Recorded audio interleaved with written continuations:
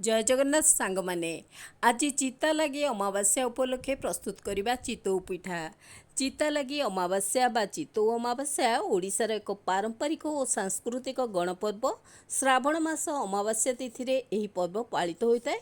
एही पर्व प्रभु श्री जगन्नाथ संस्कृति रे ओडिशार कृषि जीवन सहित गभीर भाव जड़ित। एही दिन श्रीमंदिर रे महाप्रभु श्री जगन्नाथ, प्रभु बलभद्र, देवी सुभद्रांकर श्रीमस्तकरे स्वर्ण चिता बा हीरा नीला मोती माणिकर चिता लगी करा जाइथाए। एही पर्वरे ओडिशार घर मानकरे स्वतंत्र भावरे चितौ पिठा प्रस्तुति करा जाए। ओडिशार कृषक माने धान खेत को जाई पूजा करी धान बिलरे चितौ पिठा अर्पण करिथांती। आसंतु आज सेही चिता लगी अमावास्या उपलक्षे चितौ पिठा प्रस्तुत करिबा। अति सहजरे मुलायम बा अति तुला भरी सॉफ्ट चितौ पिठा केमिति प्रस्तुत करछि जानिया पई भिडियोटी संपूर्ण देखि नियंतु। पसंद आसले लाइक कर दियंतु, कमेंट शेयर सब्सक्राइब करिया को भूलिबेनी। चलंतु प्रस्तुत करिबा चितौ पिठा। एही चितौ पिठा प्रस्तुत करिया पई प्रथमे गोटे जगारे मु मापिकिरी गोटे कप अरुआ चाउल, एथिरे मु बासमती अरुआ चाउल नहींची। आपण चाहिए साधारण पिठा चाउल रे भी एई चितौ पिठाटी बहुत बढ़िया हबो। मु एई बासमती अरुआ चाउल रे ही आज पिठा प्रस्तुत करबी बा सरू अरुआ चाउल पूरा ताकू मु भिजई देबी। देखंतु आकू भिजई दउची। प्रथमत आकू धोई नउची भल भाबे। धोई दबा परे मु आकू किछि पानी देई भिजई देबी। प्राय आमे पिठा कले तो चाउल भिजऊ जानिथिबे, आकु 4 रु 5 घंटा निहाती भिजैया को पड़िबो बा एमती पानी देइकिरी किछि समय रेस्ट करिया को पड़िबो। ए चाउल को पिठा चाउल हो किंबा बासमती चाउल हो जेकोसी चाउल को आमे 4-5 घंटा निहाती रेस्ट करिबा, भिजई दबा। एबे मु ताकू कभर करी छाड़ी नेबी 4-5 घंटा। तो 4-5 घंटा परे देखिबा आम चाउल केते सुंदर भावे टिके नरम हो जाइछि बा सॉफ्ट हो जाइछि आ पिठा पाई ठीक उपयुक्त हो जाइछि। एबे आकू आधेरे बाटेणी प्रस्तुत करिबा बा आण प्रस्तुत करिबा। चितौ पिठा पाई आण प्रस्तुत करिया पाई मु एमती ग्राइंडर जार नहीं जाइछि।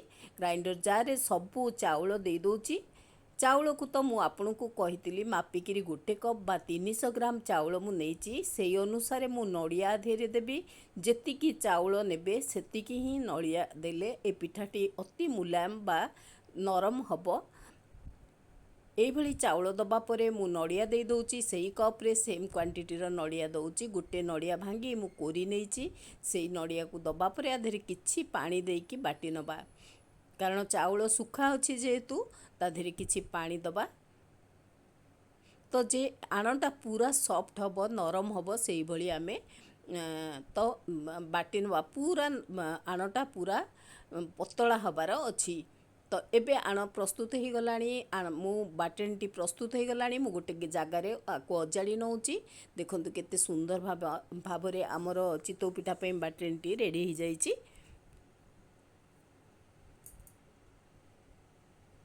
आधीरे किछि आउ आवश्यक पड़िबनी। तो आमे नड़िया चाउल रे आकु भिजेइकिरी जो बाटिकिरी प्रस्तुत कले ता धेरे आमे ही पिठा प्रस्तुत करिबा। केवल मु ऐड करबी क्षीर।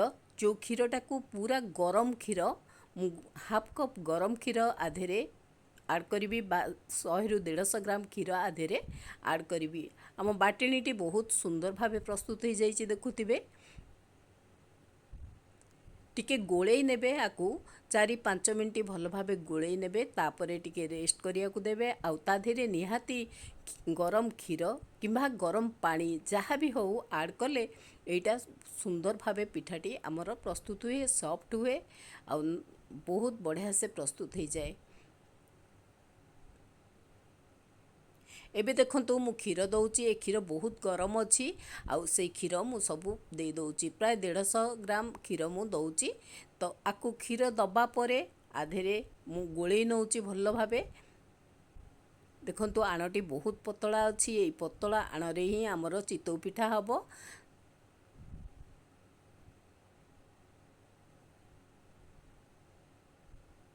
जो भली आमे सरू चकुली प्रस्तुत करूँ से भली आमर चितौ पिठार आणटी हवा दरकार। आधेरे आमे ऐड करिबा लुण स्वाद अनुसार लुण आड करवा, किछि चीनी मध्य आड करवा।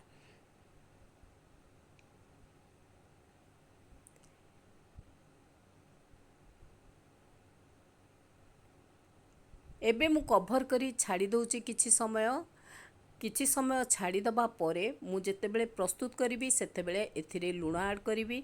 आउ एबे लुण देई दउची।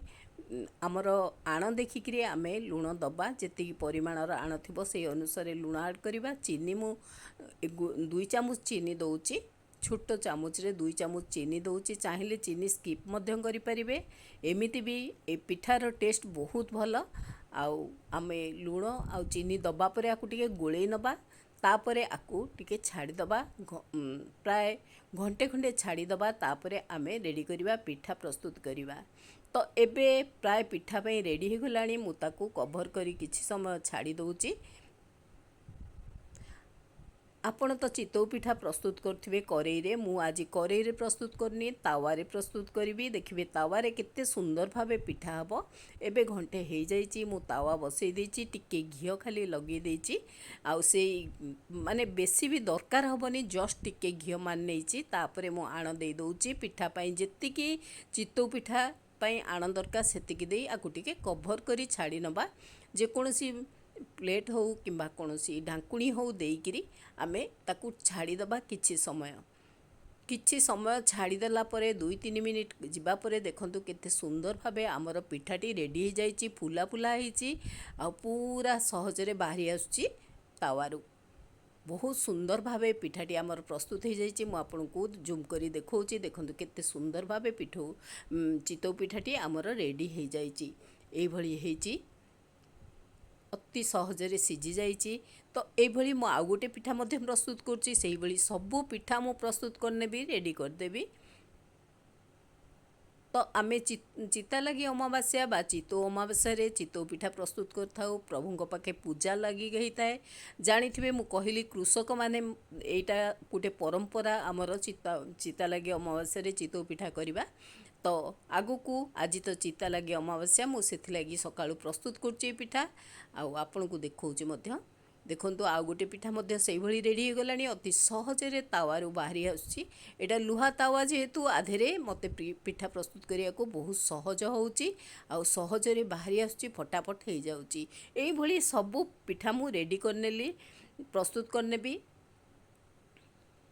बहुत बढ़िया से पिठा प्रस्तुत हो जाइची। बहुत सॉफ्ट मध्य होइची। एबे आमर पिठा संपूर्ण भावे प्रस्तुत हो गलानी। मु आपनकू काढ़ी किरी गोटे गोटे देखौची केते सहजरे आमर रेडी हो गला चितौ पिठा। आमर पारंपरिक पिठा भितरु चितौ पिठा गोटिए जहाँकि अति सहजरे प्रस्तुत हुए, भारी टेस्टी मध्य। आमे ताकू क्षीर रे खाई थाउ किंबा आमे ताकू विभिन्न तरकारी रे मध्य खाई थाउ। ए पिठा को देखंतु केते सॉफ्ट हेइची। ए पिठा दुई साइड बहुत बढ़िया से हेइची, बहुत भल से सिझी जाइची। तो एई भଳି आपण मध्य प्रस्तुत करंतु घरे, आउ आर टेस्ट नियंतु। एबे आ सहित मु क्षीर रखिची, चाहिले आपण क्षीरी मध्य करि परिबे। आउ तरकारी रखिची बुट तरकारी, जोटा कि बुट कखारु आलू पकेइकिरी आ सहित बहुत टेस्ट दिए। मु सेई भଳି तरकारी करची। देखंतु केते सुंदर भाबे पिठाटी आमर हेइची, तुळा भरी सॉफ्ट हेइची पिठाटी। आउ एई भଳି पिठा प्रस्तुत करंतु, आउ आर टेस्ट नियंतु। भिडियोटी संपूर्ण देखिया को अनुरोध, भल भाबे देखंतु। आउ पसंद आसिले लाइक टे करंतु, कमेंट शेयर सब्सक्राइब करे को भूलिबेनी। आउ चितालागी अमावास्या बा चितौ अमावास्या उपलक्षे आपण मानक अनेक अनेक शुभेच्छा। रहूची नमस्कार, ममता नंद।